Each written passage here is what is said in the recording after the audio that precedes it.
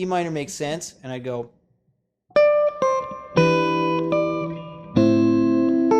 you know, and it definitely sounds more lame than what he did, but it's diatonic, and it'd be like maybe a first guess. And then again, if you were doing your own arrangement, I'd allow it to be lame at first. Like, I mean, that's still right. It's still good. It's not lame in the sense that it's like a horse that can't move because it has a lame leg, you know? This is like lame, like, oh, I realize it's lame now that I see a cooler option. But at first, you know, it certainly makes sense to do it minor. And so what he does is he makes it dominant. Cool. And he does a really neat trick, actually. So this is an A chord. So he does the open A. And then he has a 13 shape, basically, A7, A13. Puts the melody on top, which happens to be a sharp 9. And then it's pretty well established that this is an altered chord. So when he goes to the root, he brings that 13 down to sharp 5. So that's like definitely altered. As we're before, we're not supposed to have a 13 in an altered chord. So it's kind of, I guess, like you think it was dominant diminished and to altered, but honestly, that'd be like way overthinking it. Like, it'd be true, but I don't think he thought that. I don't think people think that fast generally.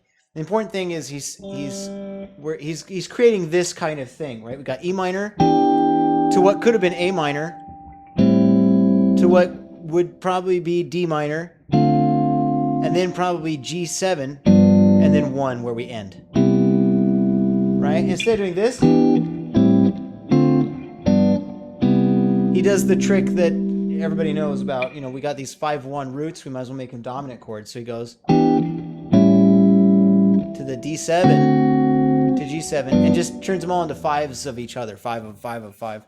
And so that's what he does there. He's got that. And because it's altered, or because it's a 5 to 1, A7 to D7, you know, you can use dominant diminished, which means you can have a 13. And you can use altered, which means you can have a sharp 5. And he's just thinking about all those notes as being valid. You know, it's like being probably like, you know, nobody's gonna fire him from his own identity. He can do whatever he wants. And then we've got this, which is the D7 was the idea. Leaves out the 5. And then the melody is not on the 7th fret. It's on the 8th. So it goes like... And so that D7 becomes like a D7 sus4. Cool. And then we go to the... what would be like a G7, where you go... like this, G7.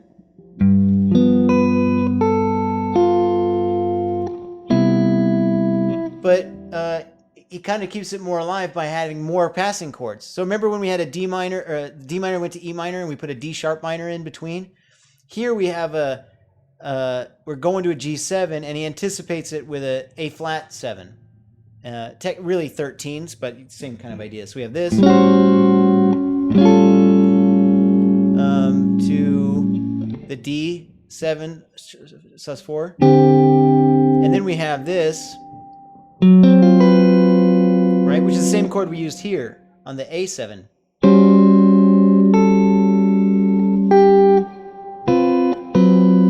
Like that. To this, which is a G13. Like that. Anyway, so what could have been this became this.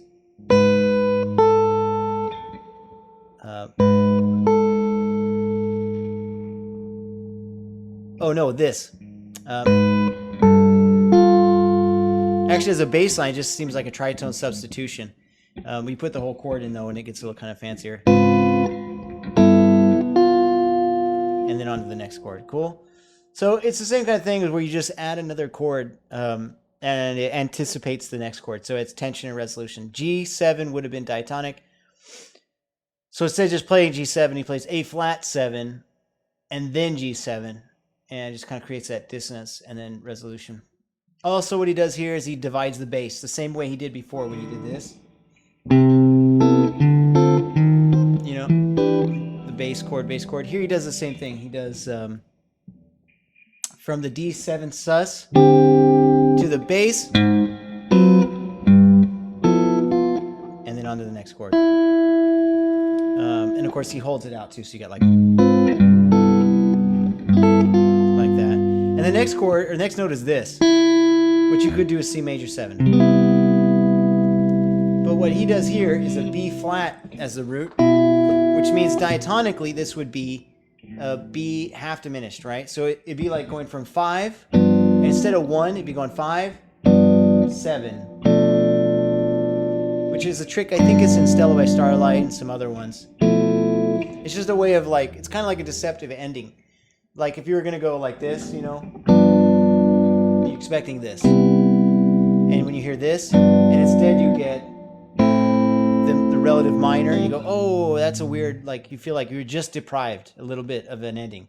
Or at least of the same kind of ending, the happy ending that you were expecting. In this case, you were deprived the ending for clearly non-ending. So it's like a B minor 7 flat 5, except the melody is the 5th fret of the B string. Like that. That would be diatonic for the B flat. But what he does here, just like with the minor chords that he turned into dominant chords, what he does here is he changes the minor 7 flat 5 into a dominant 7 flat 5. Becomes like that. Cool. And then, of course, that goes down to A7. So basically what's really neat, what this trick did, is instead of going like B flat, or sorry, I said B flat, I think before. B half diminished like this.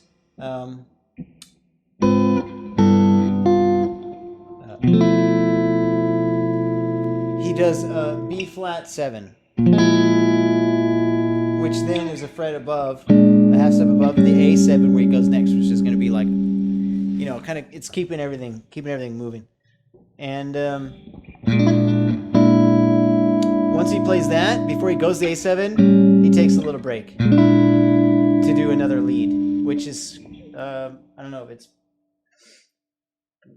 if it's worth going over at the moment, but basically that kind of half diminished sound.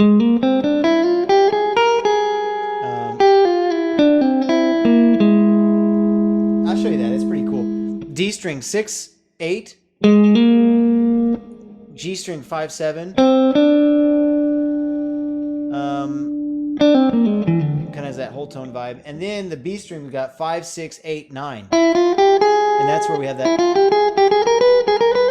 kind of like half tone whole tone sound. And then 6th fret on the high E, and then descends the way he came. So this would make, you know, that's kind of any kind of up and down, you know, like you would expect in like a shred lick. So again, from the beginning we had this, and then that. Once it gets here, it plays that 5th fret on the B string. So we have, and then the original 2 notes, except backwards. So the whole lick goes, and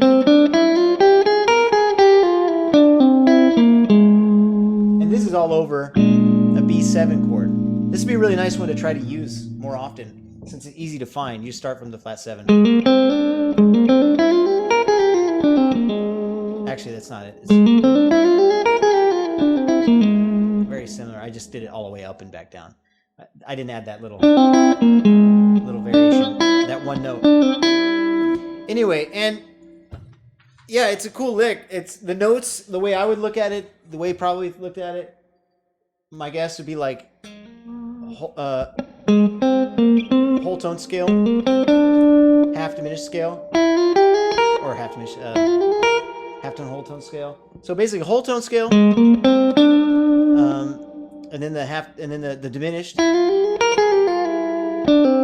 back down to where he came from. You know, next time you're playing over a blues, just typical blues, I'm gonna play outside. You got, that's just all inside, flat 5. the 9. So far, the only note that's outside is the flat 5. If you're doing your like flat 5 in the blues, it's not weird at all. Blues.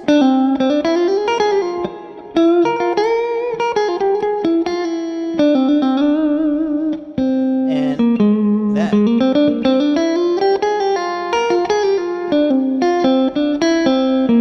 That's a really cool lick that could be used. I think it could be adapted into one's playing pretty easily, and adapted and permutated and kind of made, different. Anyway, that's that. I think the whole song basically just uses those sort of principles. Those like little methods, little tricks and things. There's only one other thing later on in the song, because basically it just all repeats those concepts. I mean, it changes the chords, the melody changes, it changes the leads, it sort of changes the permutations of like the little kind of like rhythmic motifs and stuff, and it changes and it stays alive. But it all changes within those kind of like, within that, those concepts. Those concepts are over and over. Like if I continue and I look on, I see more melody with chords, and then a break with a little lead, and then more melody with chords, and then a break with a lead, and that's over and over and over. There is one thing that happens later, which is actually the easiest thing, which is where he plays the melody, the part that goes bum ba da dum bum bum bum bum bum ba dum bum bum bum bum, and basically he just plays like the melody single note style, where it goes like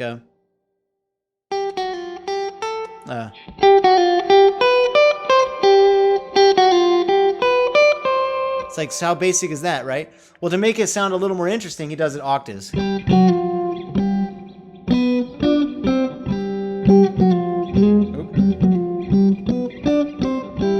And it's funny because like it makes it sound bigger and more interesting and more complex, but really obviously it's just octaves. You know what I mean? And so in a way, that's kind of a neat little trick where it's like, man, I've been wrestling with this really hard stuff. Let me use that trick now, because then I can, it's like I can relax for a moment and do single note melodies with some octaves, Also, I mean, there's another reason to do it is like if you've been doing everything else, even if it's not like you need a break from the really hard stuff. I mean, if I pulled off 32 measures of like Joe Pass style expertise, like of the way he plays, I'd probably be like on the edge, just waiting to crash. You know what I mean? Just waiting to have like a huge mistake and burn. I mean, if I'm talking about I'm improvising in the moment, as he presumably was. And then I would probably look to, stop. Like it's sort of like in a movie, you're like skidding in a car, and you're just skidding in all the right places, and you're surviving, and you're like an action hero. And the difference between like somebody like Joe Pass is that he's actually the Bruce Willis who's just like straight face, no big deal. He does this every day. And I'd be like the guy who's like, this is the first time, or like I'm on the edge of life basically, and this is not normal for me. So for me, I could use a concept like that, where if I was soloing and I pulled off some madness like what he's done so fluently and so well, then maybe, if I did this, I'd feel like, oh, okay, some moment.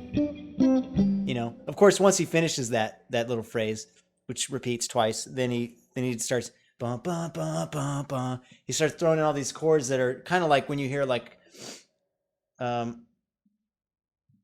if you think Buddy Rich were writing a song or playing on a song, and he'd have like the melody stuff and he's playing, and then beep beep beep beep beep, like you just write chords into the arrangement for the sake of Buddy Rich to do them as kicks in unison, that's kind of the way the next chords have that kind of feel, like dan dan dan dan dan. It's like they're not the melody, they're just chords that are these like kicks, like you would expect a horn section. But anyways, man, do you have any questions about all of that stuff we talked about? All right. Well, if you want an assignment, you could write a melody or take a melody from a real book, but make sure it's so simple. Like, look how simple this is.